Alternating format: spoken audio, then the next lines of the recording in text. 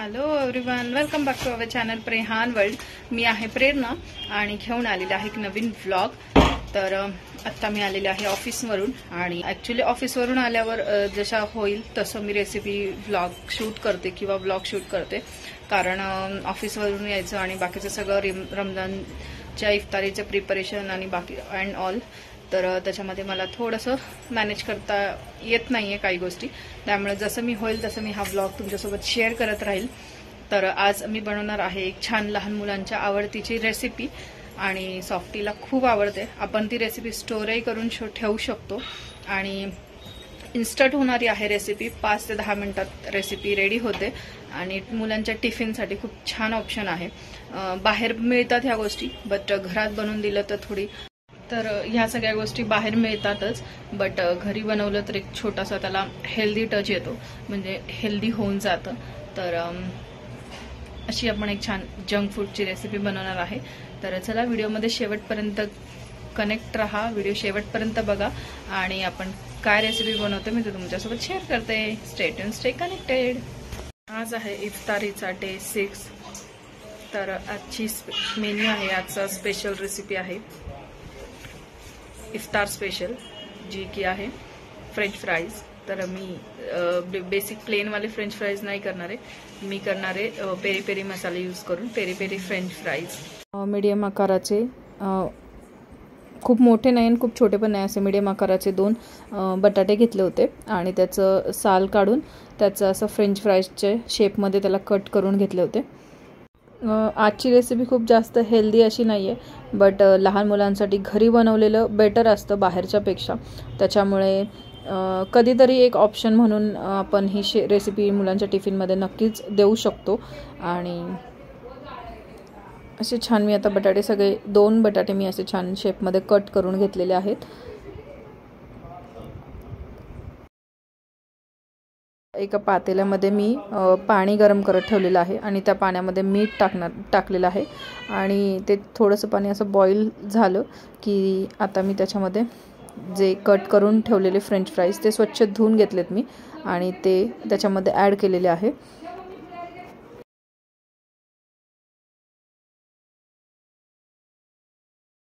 आता हे जे बटाटे आहेत ते आपल्याला जास्त शिजवायचे नाही आहेत, एक 60 ते 70% आतमध्ये ते शिजवायचे आहेत.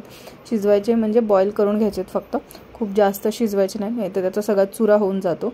त्यामुळे इथे बॉईल केलेल्या पाण्यामध्ये 60-70% मी ते शिजून घेतलेलं आहे आणि शिजल्यानंतर लगेच त्याचं जे पाणी आहे ते जाळीमध्ये जे बास आहे त्याच्यामध्ये मी काढून घेतलेलं आहे.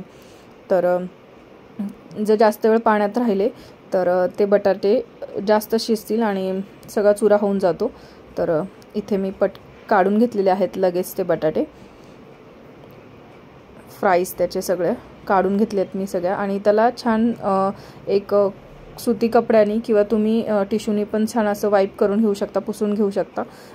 छान असं पाणी त्याचं क्लीन झालं पाहिजे.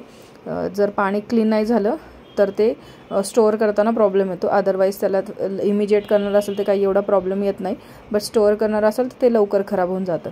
त्यामुळे फक्त छान त्याचं पाणी टिश्यूनी वाईप करून घ्यायचं आणि आता त्याच्यामध्ये हे खूप छान ड्राय होतं, बघा तुम्ही ते ड्राय होतं आणि त्याच्यामध्ये आता मी कॉर्नफ्लोअरचं पीठ टाकलेलं आहे. तर असं कॉर्नफ्लोअरचं पीठ चांगलं त्याला मिक्स करून घ्यायचं. इथे बघा मी हे थोडेसे काढून स्टोअर करून ठेवले होते सॉफ्टीसाठी, आधीमध्ये कधी पण लागतात तर तुम्ही ह्या स्टेजला ते स्टोअर करून ठेवू शकता.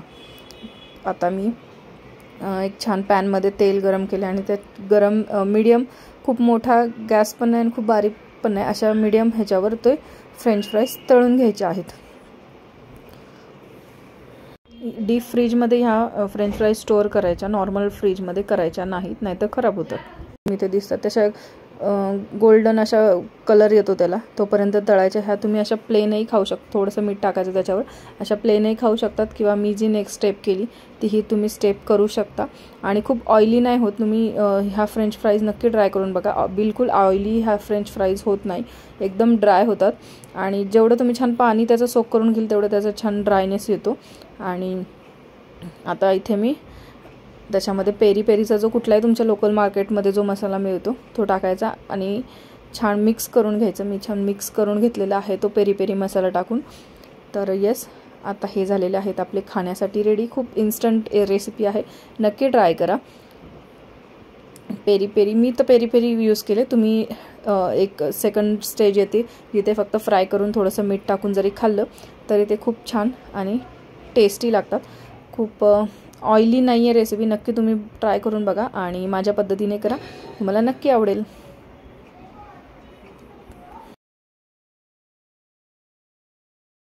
तर हॅलो गाईज, आत्ता मी तुमच्यासोबत एक रेसिपी शेअर केली, ती की होती फ्रेंच फ्राईजची. आणि खूप इझी रेसिपी आहे, सोपी रेसिपी आहे, नक्की ट्राय करा. टिफिनसाठी एक छान ऑप्शन आज मी तुमच्यासोबत शेअर केलेला आहे. आणि दॅट्स इट. हा होता माझा छोटासा आजचा व्लॉग. तर रमजान स्टार्ट आहेत त्यामुळे व्लॉग थोडेसे डिले होतात. तर मी प्रयत्न करणार आहे की जसं मला व्लॉग करता येईल शूट तसा मी प्रयत्न करणार आहे. बट बघूया आता काय कसे व्लॉग्स येतील. तर हा व्हिडिओ मी इथेच थांबवते आणि तुम्हाला भेटते छानशा एक नवीन व्लॉगमध्ये. हा व्हिडिओ आवडला असेल तर चॅनलला लाईक करा, शेअर करा आणि सबस्क्राईब करायला विसरू नका. आपण भेटूया एक नवीन व्लॉगमध्ये. तोपर्यंत बाय बाय.